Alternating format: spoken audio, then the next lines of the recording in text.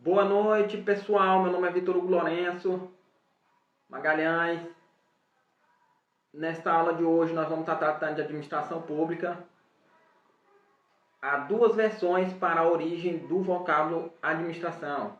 Para uns, vem de AD, preposição, mais ministro, AS, are, verbo, que significa servir, executar. Para outros, vem de AD manus trahere, que envolve ideia de direção ou gestão. Nas duas hipóteses, há o sentido de relação de subordinação, de hierarquia. A palavra administrar significa não só prestar serviço, executá-lo como outro assim, dirigir, governar, exercer a vontade com o objetivo de obter um resultado útil, e que até em sentido vulgar, administrar quer dizer traçar programa de ação e executá-lo. Em resumo, o vocábulo tanto abrange a atividade superior de planejar, dirigir, comandar, como a atividade subordinada de executar.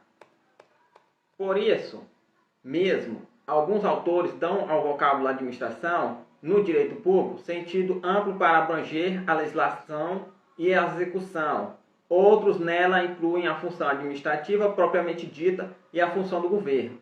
Quer no direito privado, quer no direito público, os atos de administração limitam-se aos de guarda, conservação e percepção dos frutos dos bens administrados. Não inclui os de alienação. Neles há sempre uma vontade externa ao administrador a impor-lhe a orientação a seguir. Há na relação de administração uma relação jurídica que se estrutura ao influxo de uma finalidade congente, distinguindo a administração e propriedade. Diz-se que na administração o dever e a finalidade são predominantes, na propriedade a vontade. A administração é a atividade daquilo que não é senhor absoluto. Tanto na administração privada como na pública, há uma atividade dependente de uma vontade externa, individual ou coletiva, vinculada ao princípio da finalidade. Vale dizer que toda atividade de administração deve ser útil ao interesse que o administrador deve satisfazer. No caso da administração pública, a vontade decorre da lei que fixa a finalidade a ser perseguida pelo administrador, governo e administração. As expressões governo e administração são frequentemente confundidas, apesar de significarem coisas absolutamente distintas. Na prática, a função administrativa tem sido considerada de caráter residual, sendo, pois, aquela que não representa a fórmula da regra legal, nem a composição de lides em concreto. Mais tecnicamente, pode dizer-se que função administrativa é aquela exercida pelo Estado ou por seus delegados, subjacentemente à ordem constitucional e legal, sob regime de direito público, com vistas a alcançar os fins colimados pela ordem jurídica, enquanto o cerne da função legislativa consiste na criação do direito novo e uso novo, e o da função jurisdicional concentra-se na composição de litígios. Na função administrativa, o alvo é a gestão dos interesses coletivos na sua mais variada dimensão. Tal mista implica a prática de vários atos e atividades em prol de determinada meta, lançando a administração a utilizar-se com frequência de processos administrativos como instrumento para concretizar a função administrativa, juntamente pela ilimitada projeção das obrigações do Estado, é que alguns autores têm distinguido governo e administração, e função administrativa e função política, caracterizando-se esta por não ter subordinação jurídica direta, ao contrário daquela, sempre sujeita às regras jurídicas superiores. O governo é exercido pelos poderes legislativo e executivo, que conjuntamente são responsáveis pela elaboração das políticas públicas e diretrizes que embasam a atuação da administração pública.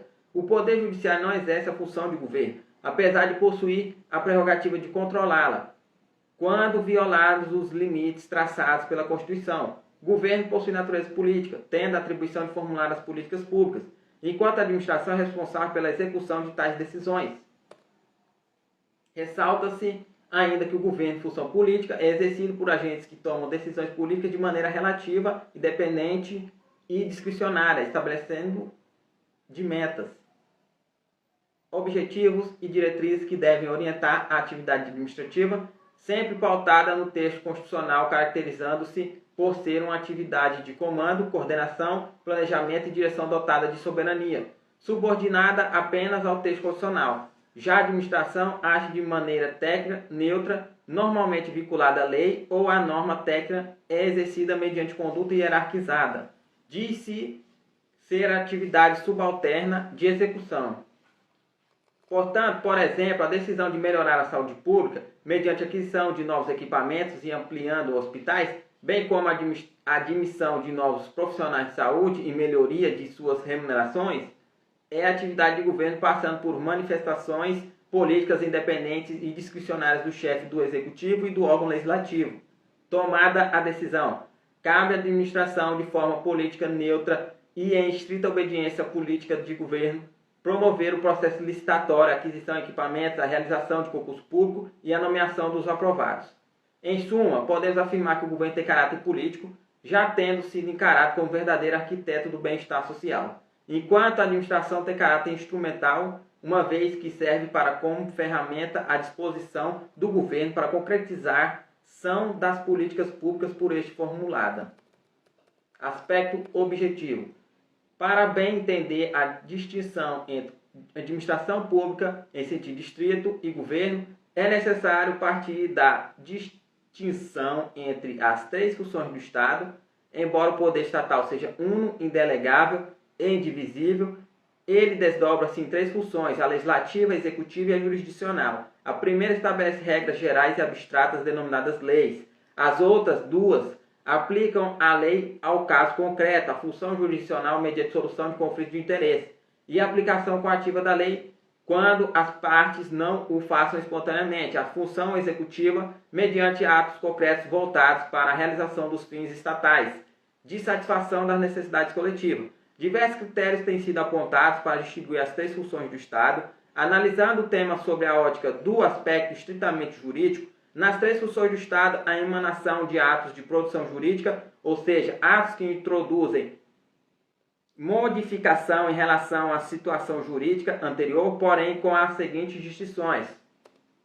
Inciso 1. A legislação é ato de produção jurídica primário, pois fundado, única e diretamente no poder soberano, do qual constitui exercício direto e primário, mediante a lei. O Estado regula regulações, permanecendo assim e à margem da mesma.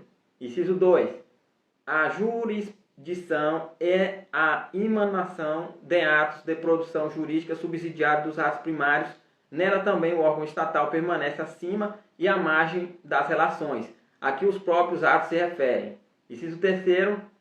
A administração é a emanação de atos de produção jurídica complementares em aplicação concreta do ato de produção jurídica primário e abstrato contido na lei. Nessa função, o órgão estatal atua como parte das relações a que os atos se referem, tal como ocorre nas relações de direito privado.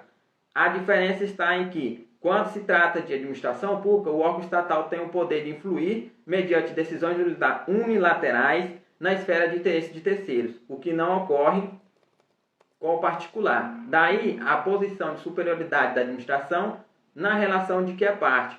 A essa distinção pode-se acrescentar com relação às duas últimas funções a seguir. A jurisdição atua mediante provocação da parte interessada, razão pela qual é função subsidiária, que se exerce apenas quando os interessados não cumpram a lei espontaneamente. B. A administração atua independentemente de provocação para que a vontade contida no comando legal seja cumprida e alcançado os fins estatais. No entanto, observa-se que a função de emanar atos de produção jurídica complementares não fica absorvida apenas pela função administrativa de realização concreta dos interesses coletivos, mas compreende também a função política ou de governo, que resulta uma atividade de ordem superior referida à direção geral e suprema do Estado em seu conjunto e em sua unidade, dirigida a determinar os fins da ação do Estado, a assinalar as diretrizes para outras funções, visando a unidade da soberania estatal. Basicamente, a função política compreende as atividades colegislativas e de direção, e a função administrativa compreende o serviço público, a intervenção, o fomento e a polícia. Não há uma separação precisa entre os dois tipos de função. Sobre o ponto de vista do conteúdo, aspecto material, não se distingue, pois em ambas as hipóteses há aplicação concreta da lei. Alguns traços, no entanto, parecem estar presentes na função política. Ela abrange atribuições que decorrem diretamente da Constituição e por estas se regulam e dizem respeito mais à polis, à sociedade, à nação, do que a interesses individuais. Costumam-se dizer que os atos emanados no exercício da função política não são passíveis de apreciação pelo Poder Judiciário. A Constituição de 1934, artigo 68, e 1937, artigo 94, estabeleciam que as questões exclusivamente políticas não podiam ser apreciadas pelo Poder Judiciário. As constituições posteriores silenciaram, mas a vedação persiste, desde que se considerem como questões exclusivamente políticas aquelas que dizem respeito à polis, não afetam direitos subjetivos.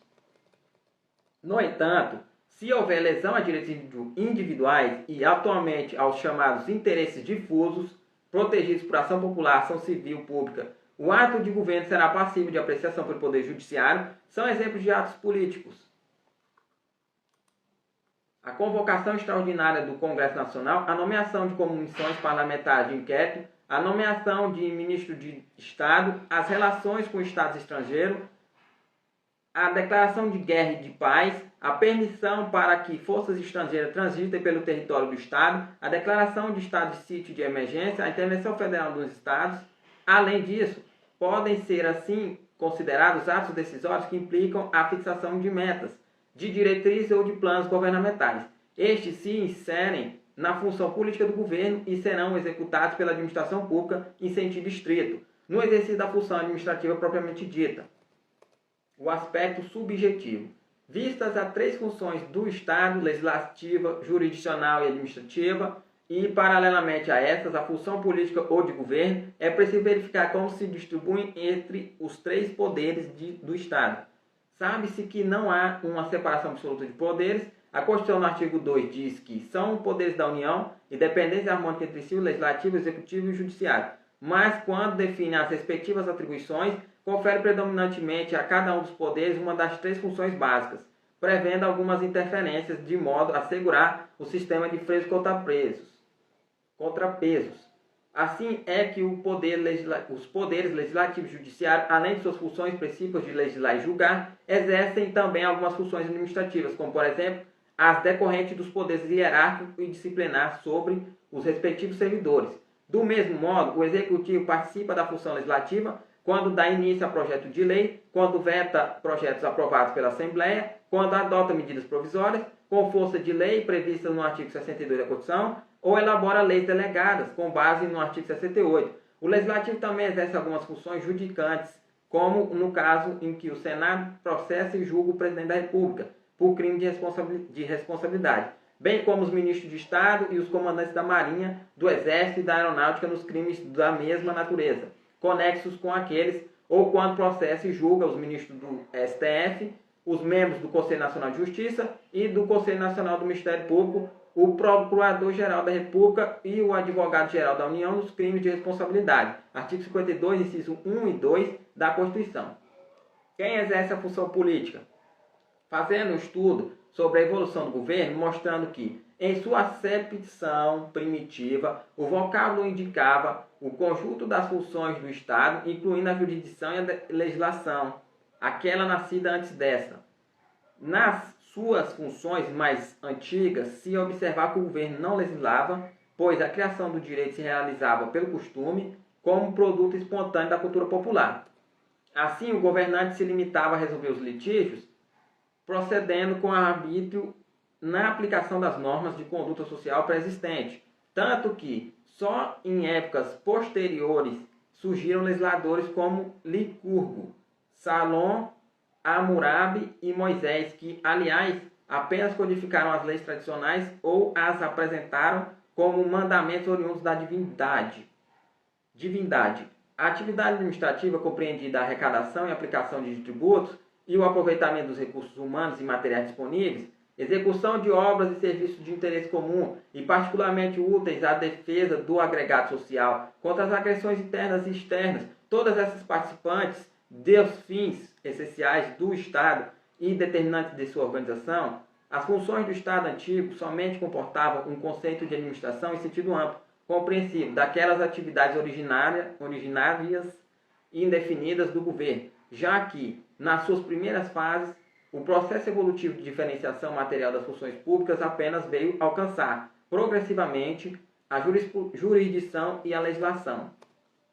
Durante muito tempo, a administração estricto sensu, tal como é hoje considerada, permaneceu sem especificação no núcleo central das atividades do Estado, fundida à função governamental, por sua vez carente de identidade própria. Na sua acepção primitiva, a palavra governo indicava, pois, o conjunto das funções do Estado, de que se separou primeiro a justiça, depois a legislação. Por isso que, atualmente, o termo é empregado por muitos autores para designar tão somente as atividades residuais, atribuídas ao Poder Executivo. Mas aquele significado genérico ainda prevalece para exprimir o poder público ou jurídico, inseparável da coletividade, e que, como elemento formal, conjugado com o território, como dado material e com o povo, que é o componente social, constitui o Estado no seu todo.